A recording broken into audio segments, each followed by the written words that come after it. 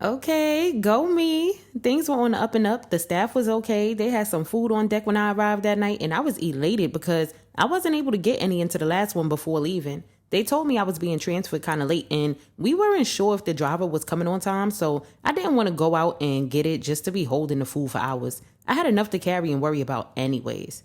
I initially ended up with a roommate who was an older woman when I got there, who clearly had been problematic, so they figured they'd send me with her because I had common sense and clearly was calm and could possibly disregard it. Yeah, no. She had a bad attitude, mumbled a lot, didn't want to open the door, and clearly had a mental instability that I was not equipped to coexist with. We all laughed about it once I asked for a room change because they knew what it was. The roommate I ended up with, though, lovely. She was an older woman too, but was rarely there, so I basically had the room to myself. We were able to utilize the TV, AC, the heater, good shower in there. I could bring in my outside food. It was such a relief. I would walk around and get familiar with the area since I had never been on that side of Queens, and I absolutely loved it. Nothing but trees, nice houses, respectful people, a calm and very convenient area to say the least. I realized it was mostly Guyanese people in the area too, and they were all welcoming and kind to me. I found my favorite stores both nearby and a walk away. Plus, I was right near the Rockaway Fish House that my roommate put me onto. Man, if you know, you know. Their food is impeccable. I'm not gonna lie though, it was back to mostly takeout again. So you know I ended up putting on some pounds, especially messing with them and their pulled pork back when I used to dine with the swine, honey. I noticed there were actually more older women than of my age bracket, which was cool to me because I assumed it would be a lot calmer. A fool I was.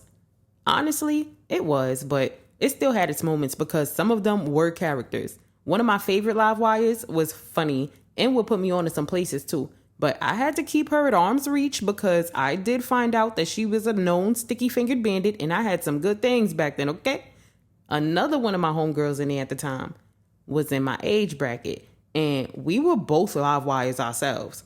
She wilded out one day though, and she snuck her boyfriend in, but they peeped it. She knew she heard something outside of her door, but her gut told her not to open the door, I guess. So she hit me up, and I went acting like I was just going to visit her, and y'all, the whole staff team was in her hallway. Girl, you crazy.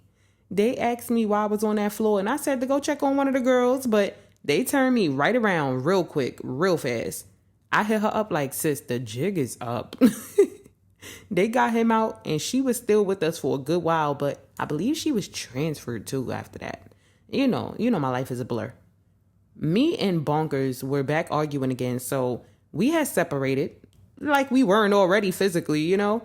And I almost started dealing with some girl, but she was too much, very extra, and was also talking to one of the staff members. So, yeah, nah, because I don't even need these problems. I'll stick with my own headache if I'm going to deal with all that. Bonkers look better too anyways, I'm not even going to lie. Now, our separation was kind of short-lived because she knew I wasn't playing about moving on, so she was popping up and waiting for me outside like a 90s sitcom, y'all. All she was missing was the radio in the rain. And I was on my bullshit, okay?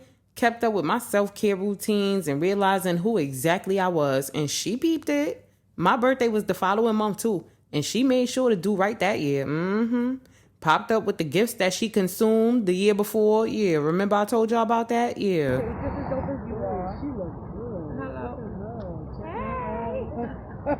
I know that's right. I had a lot more freedom in there too. And our check-in time was actually a lot later than I was used to. So it wasn't until after a while that I found out that the shelter residents weren't supposed to utilize the vending machines or communicate with the hotel staff in the lobby. Because, excuse me? They love when I show up for my petty aid. The queen has arrived, darling. Are you kidding me? So, it's cool. That's fine. I took my services elsewhere. Also, Bonkers and I was still going out to restaurant dates and things like that after a while. And just getting big as all hell, okay? Because, yeah.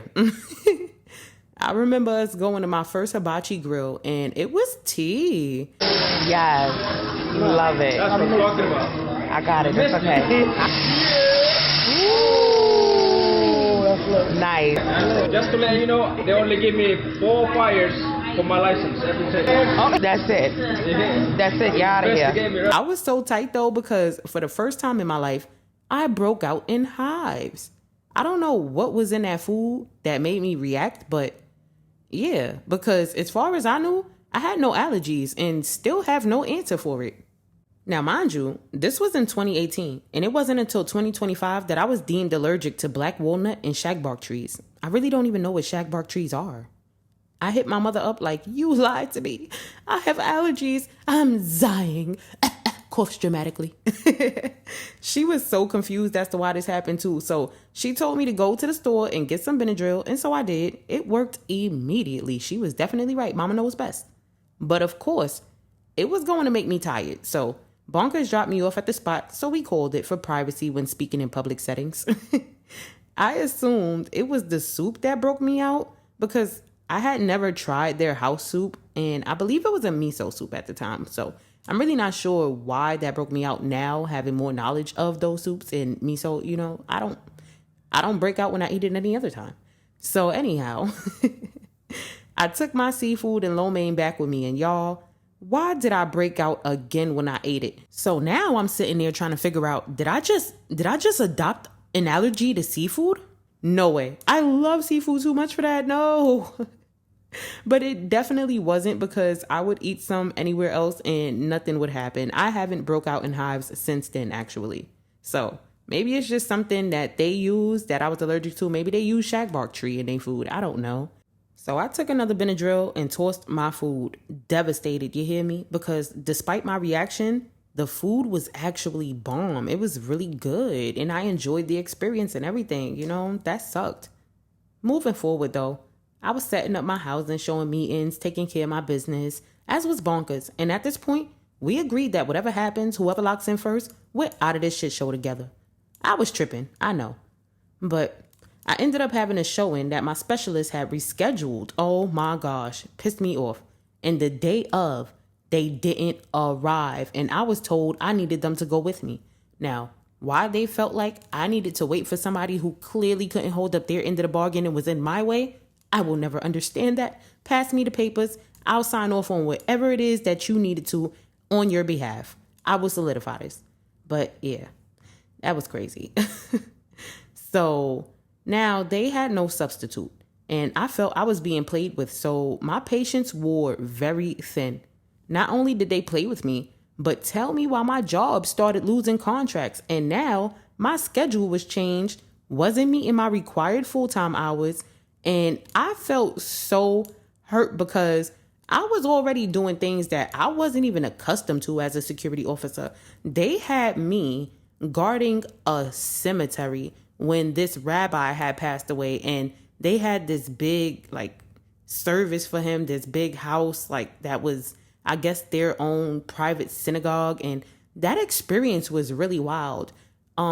Very informative because some of the people were actually kind enough to, communicate with me and respect me, but you already know how they give it up when it comes to us. So yeah, it wasn't the best experience. Now, opposed to that, as far as watching over supervising a cemetery or whatever, that wasn't even as bad as I thought it would be. Actually, they were grown men. That was my coworkers. That was I'm not going to stand in no cemetery. It was crazy, but definitely, yeah, it was an experience to be had. It was something new. So, I was excited, just to have a new experience, period. I like learning. I love learning. So yeah, that was dope. And they also had this camping site where they had a bunch of cots because many of them had came from out of state for this service. And I believe this rabbi was very well known. It was somewhere, I think, deep in Queens. Yeah, it was actually, it was an interesting experience to say the least, like I said. But that definitely, it grinded my gears because don't play with me like that. And y'all already know I keep receipts. So what?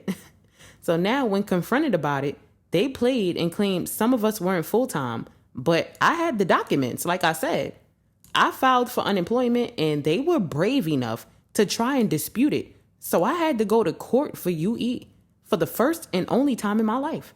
But guess who didn't show up and handed over my benefits? Oh, okay. Yeah, like I said. I heard that they had numerous pending suits too. So yeah, I know they were mad. I was also mad because my mom still had my kids, my dog and cat to be precise. And I wanted something stable for them because I had already spent enough time away from them and I missed them so much. Plus, she wasn't an animal person. So I knew that every day was kind of grinding her gears as well. She eventually got rid of my kitty Moo Moo. My gosh. And I was so devastated because that was my girl. She had these really unique prints that looked like hearts on her head and her back. Plus, I had gotten her from that twin flame I told y'all about on Park in the beginning of the short stories. Bless her soul. And I told her I would take care of our baby. She was actually the daughter of one of her older cats and looked just like the dad cat that I love so much. So to see his baby come to life was so cute. I went back to visit them and I noticed that only Butter came to me, which was my dog. So I'm like, where's Moo Moo? My mother over there like a badass child that got caught talking about some, huh? Lady, you heard me.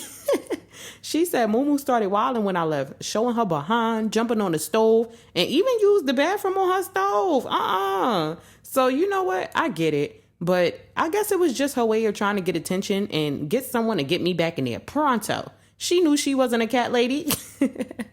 I ended up getting another job too in Brooklyn. It wasn't the best, but it was something and had good pay. But the treatment from the higher ups towards the staff was disgusting, okay? Eventually, Bonkers locked in a crib, as I wasn't having the best of luck with the staff and these tours, okay? So, at this point, I definitely was taking her offer. She asked if I was still going with her because it was out of state, and I caved, y'all. I was also sick of New York anyway, so I said, why not? Jersey, here we come.